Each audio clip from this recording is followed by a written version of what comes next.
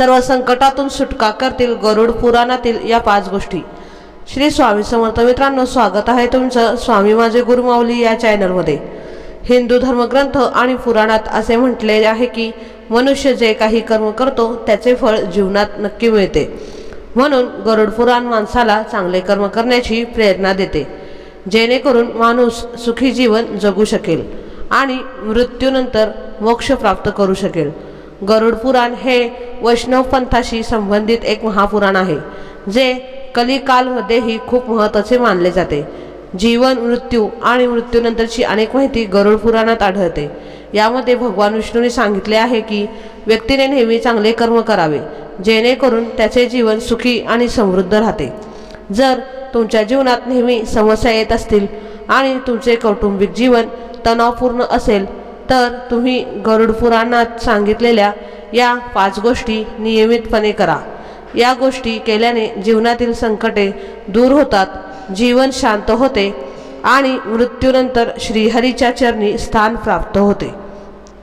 अन्नदान करणे। भुकेल्या व गरजूंना अन्नदान केल्याने पुण्य मिळते, त्यामुळे तुमच्या क्षमतेनुसार वेळोवेळी दान करा आणि किमान एका भुकेल्या व्यक्तीला नियमित आहार द्या। यामुळे तुमचे आयुष्य तर सुधारेलच, पण 7 पिढ्यांनाही याचा फायदा होईल। देवाला अन्न अर्पण करा। दररोज आपण अन्न खाण्यापूर्वी देवाला अन्न अर्पण करण्यास विसरू नका। ज्या घरामध्ये अन्नाचा आस्वाद न घेता प्रथम देवाला अर्पण केला जातो ते घर नेहमी धनधान्याने भरलेले असते आणि अशा घरात देवी लक्ष्मीचा वास असतो। कौटुंबिक देवतेची पूजा। संकटापासून मुक्त होण्यासाठी आणि आपल्या कुटुंबाच्या कुलदेवतेची पूजा करा।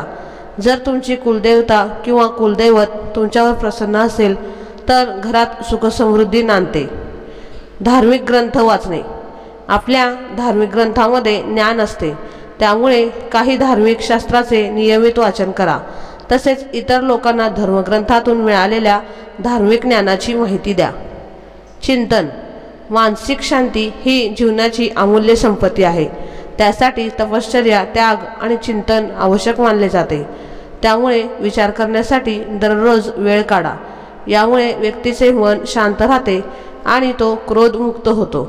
तुम्हाला जीवनात आनंद, सुख, समाधान आणि ऐश्वर्य राहावे असे वाटत असेल तर गरुड पुराणातील वरील 5 प्रमुख कामे निश्चित करून बघा, तुम्हाला नक्कीच अनुभव येईल।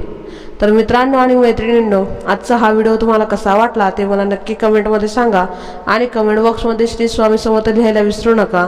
असेच आपले नवीन व्हिडिओ पाहण्यासाठी आपल्या चॅनलला सबस्क्राईब करा, लाईक करा आणि शेअर करा। भेटूया पुढच्या व्हिडिओमध्ये। तोपर्यंत धन्यवाद।